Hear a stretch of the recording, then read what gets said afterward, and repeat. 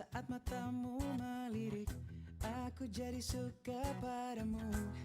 Tiap kali kau bermanja, gemetar rasa di dada. Ingin ku bisikan cinta, tapi hati ini malu jadinya. Engkau masih anak sekolah, satu SMA. Belum tepat waktu untuk begitu begini. Anak sekolah datang kembali 2 atau 3 tahun lagi.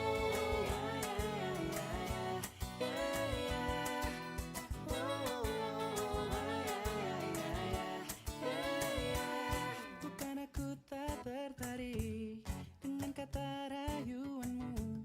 Saat matamu melirik, aku jadi suka padamu. Tiap kali kau bermanja, gemetar rasa di dada. Ingin ku bisikan cinta, tapi hati ini malu jadinya. Oh, engkau masih anak sekolah, satu SMA.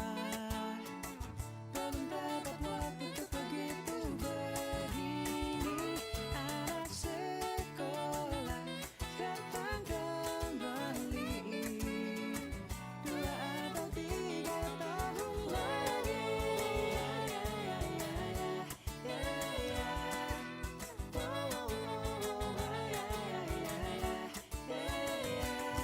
Ingin ku bisikan cinta, tapi hati ini malu jadinya. Engkau masih anak sekolah, satu SMA.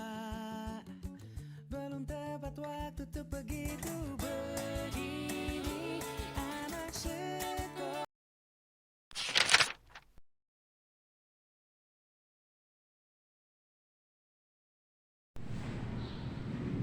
Assalamualaikum warahmatullahi wabarakatuh.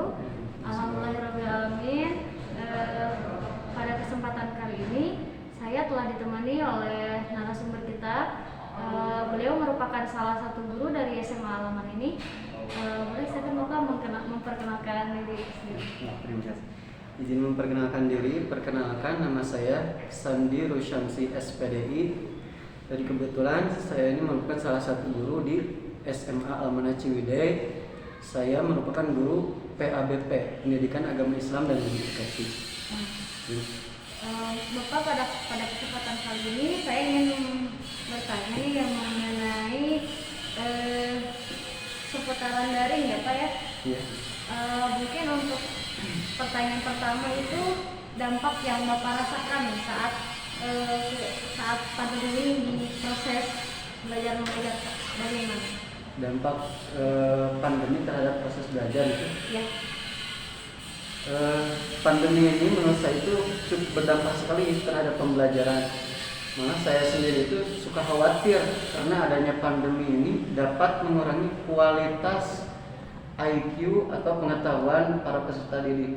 Karena dilihat tidak lebih dari 30% anak itu menyerap pelajaran, jadi tidak lebih dari 30%. Beda halnya ketika pembelajaran tatap muka. Pembelajaran tatap muka itu dari guru dapat diserap itu rata-rata 70%-an oleh murid. Tapi karena adanya pandemi ini mungkin peserta didik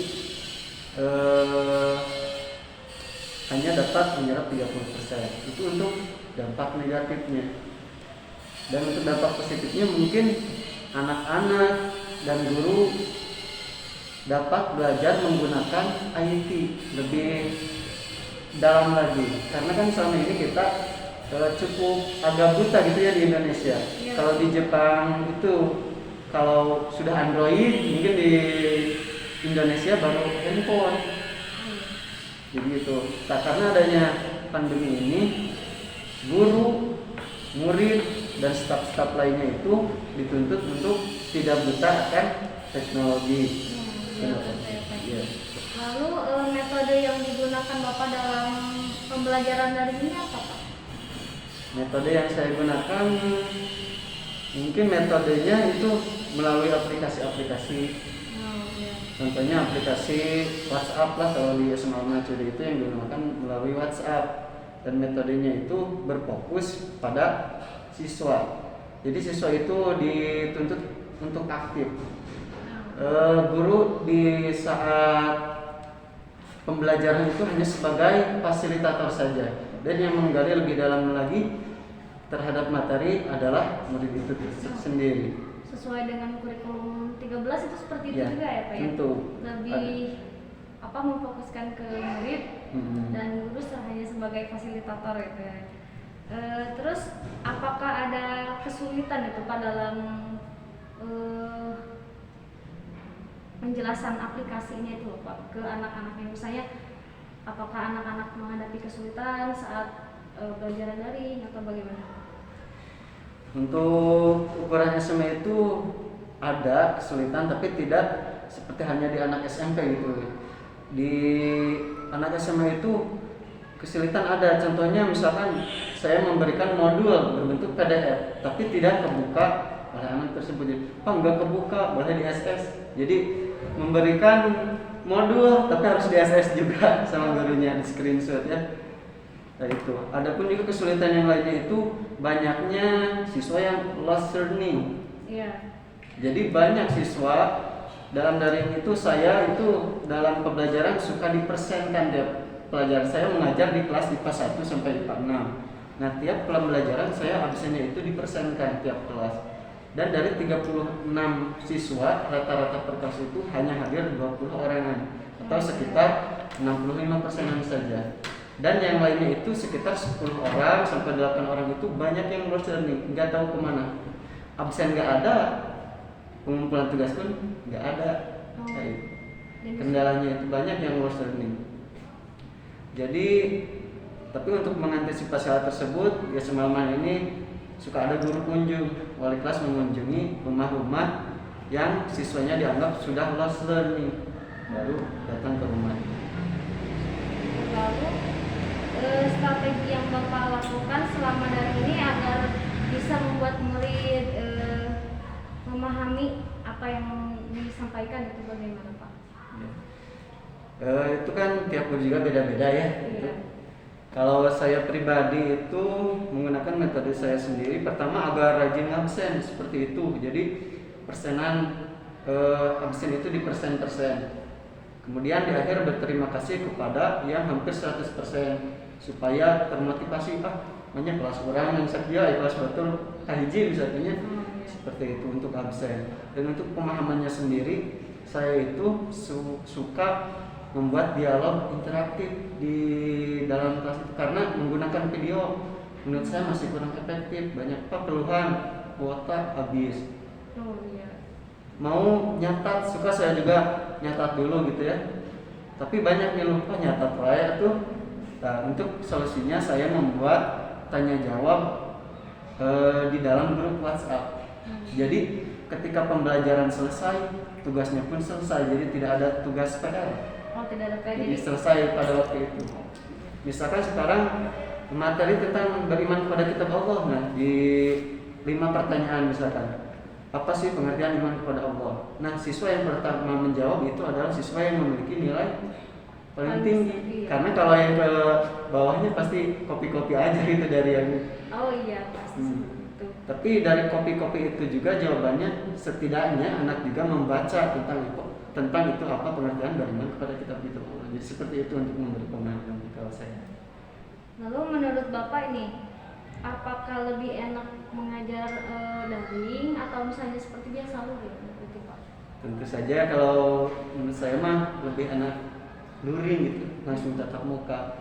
Karena kalau tatap muka itu kelebihannya kita tahu karakteristiknya si anak, skillnya itu berada di intelektual mana, apakah IQ ataukah EQ.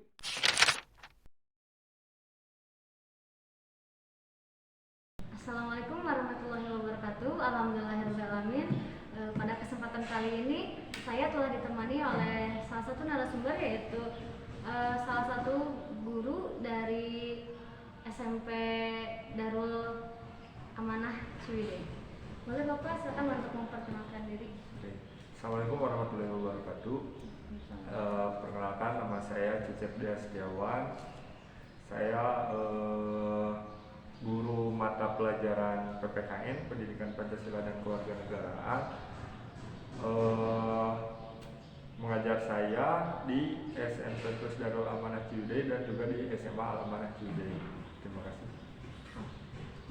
Untuk kali ini Bapak, saya ingin bertanya seputar pembelajaran daring ya Pak ya. Dampak yang Bapak rasakan saat pandemi ini untuk proses pembelajaran itu bagaimana Pak? Jadi begini, ketika situasi daring seperti ini, daring pada saat awal daring kita tidak akan membayangkan akan seperti ini, karena mula awal daring itu dengan adanya pandemi maka daring dimulai. Sekarang daring sudah memasuki hampir 2 tahun, maka ada beberapa ada pro dan kontranya tentang daring. Yang pertama, bagi anak SMP, daring itu sebenarnya cukup sulit. Kenapa? Karena pada usia anak SMP dengan adanya daring, apalagi di tempat tinggal kita sumber daya manusianya agak tertinggal, maka proses daring itu adaptasinya lumayan lama. Maka mudah-mudahan untuk kedepannya daring ini bisa cepat selesai, karena dengan adanya daring ini yang menyulitkan untuk proses pembelajaran seperti itu. Lalu untuk mengajar di SMP nih, metode yang digunakan Bapak itu apa? Jadi metodenya yaitu metode daring.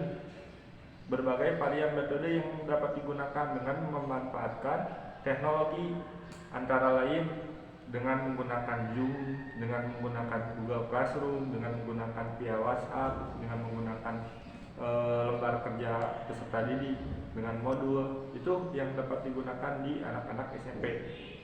Lalu ada kesulitan yang Bapak hadapi untuk menjelaskan aplikasi itu dalam penggunaannya? Nah, untuk kesulitannya yaitu yang pertama fasilitas. Karena di daerah Ciwidey ini fasilitas yang digunakan dengan perkotaan jauh sangat berbeda.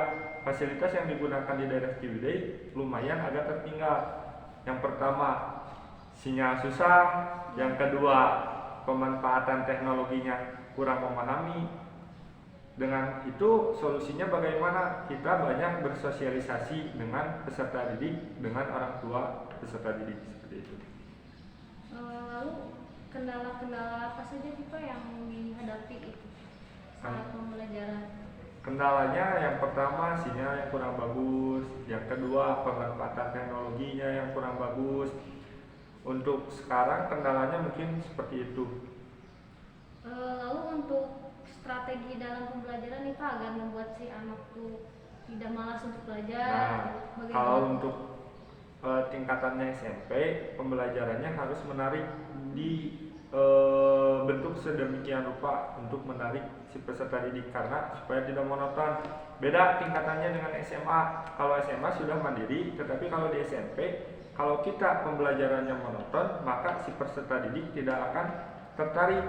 Apalagi daring, dengan tatap muka saja, peserta didiknya juga harus dibuat semenarik mungkin dengan menggunakan seperti kalau daring sekarang, kalau ada di rumah alat-alat yang tidak terpakai, gunakan medianya seperti itu, membuat produk sehingga si peserta didik itu semakin menarik dengan motivasi belajarnya itu dengan kita yang membuatnya gitu, seperti itu.